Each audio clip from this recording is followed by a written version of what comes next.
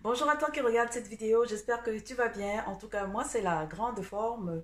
Aujourd'hui, rapidement, j'aimerais parler de trois choses importantes à faire lors de son rééquilibrage. Il y a trois choses importantes à faire.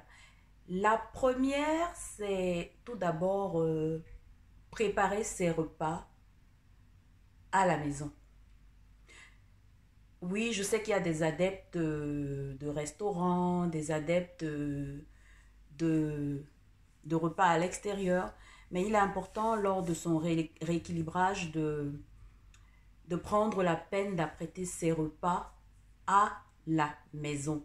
C'est essentiel parce que au niveau je prends le cas des restaurants, le restaurant en général, il est là pour vendre et il est là à la base pour vendre le goût. Donc, lorsque la préparation se fait, étant donné que le but c'est vendre le meilleur des repas, le restaurateur ne tient pas forcément compte de tout ce qu'il y a, tous les détails, toutes les épices qu'il faut éliminer parce que peut-être elles ne sont pas importantes au niveau de l'organisme. Le but du restaurateur à la base, c'est servir un plat délicieux. Alors toi qui entame un rééquilibrage, il est important pour toi de cuisiner. Là, c'est la règle numéro un. Faire ses repas pour être sûr de tous les ingrédients qui rentrent en compte lors de la préparation et la cuisson. Deuxième chose, une fois que nous avons apprêté nos repas, par moment, il y a le défaut de timing parce qu'on est peut-être très occupé pendant la semaine. Donc, il est difficile de cuisiner tout le temps. Mais ça, c'est quelque chose qu'on peut régler avec une bonne organisation.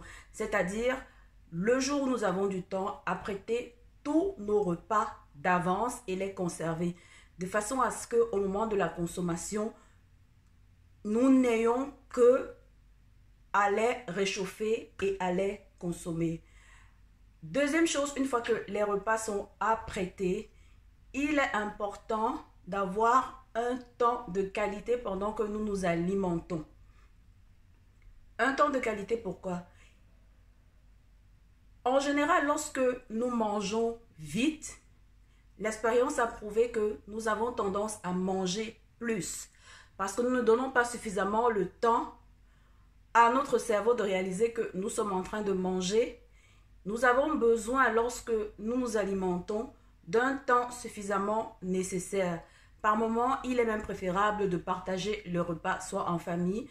Ça permet que nous avons le temps de qualité en famille et parallèlement, nous avons plus de temps à consacrer à notre repas. C'est vrai qu'avec parfois le travail, les pauses qui sont réduites, ce n'est pas évident.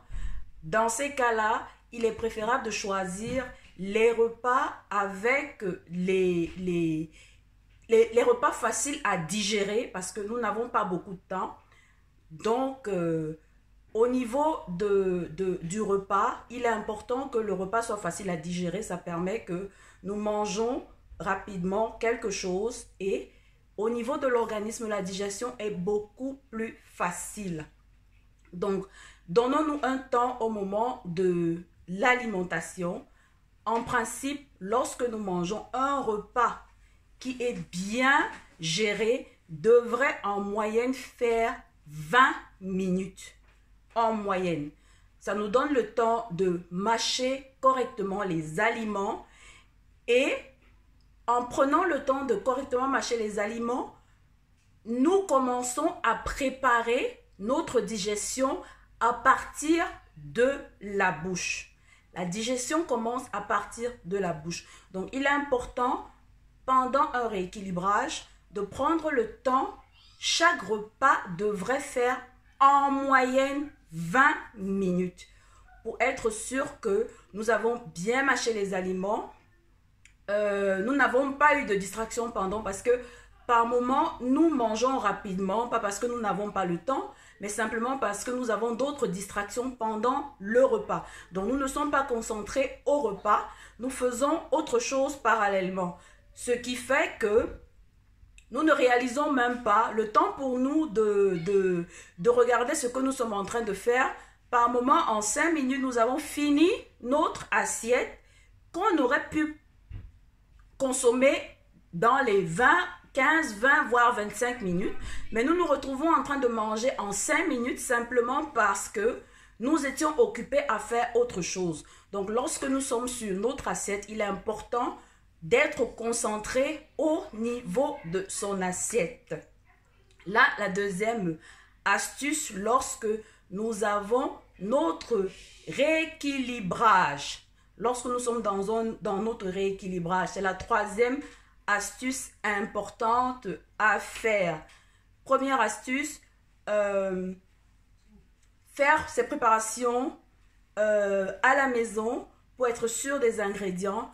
Deuxième astuce, prendre du temps, un temps de qualité pour s'alimenter. Et la troisième astuce, en général, lorsque nous entamons ou nous voulons réussir notre rééquilibrage, c'est éviter tout ce qui est produit à haute transformation. Donc, ça rejoint un peu le premier point qui est celui de faire ses repas à la maison. Éviter tout ce qui est produit de haute transformation. Éviter tout ce qui est repas déjà prêt au niveau des rayons. Parce que par moment, pour la conservation, les repas ont beaucoup d'additifs pour pouvoir tenir tout au long de la chaîne de distribution. Donc aujourd'hui, les trois choses importantes à faire pour réussir son rééquilibrage: faire ses repas personnellement à la maison pour être sûr des ingrédients. Deuxième astuce, avoir un temps de qualité pour ses repas pour permettre que notre digestion commence même au niveau de la bouche. Et troisième astuce, aller opter pour les produits crus, c'est-à-dire prendre les produits vraiment naturels. Éviter tout ce qui est produit à grande transformation, éviter tout ce qui est repas pré-cuits, éviter tout ce qui est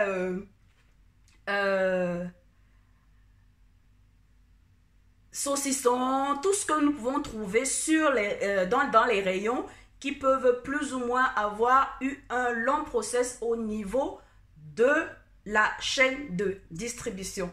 Donc voilà le petit partage que j'ai voulu faire aujourd'hui. Si ce n'est pas déjà fait, je t'invite à t'abonner à la chaîne et à activer la cloche pour recevoir toutes les notifications lorsque j'ai une nouvelle publication. Bonne journée et à très bientôt. Bisous, bye bye, je vous aime.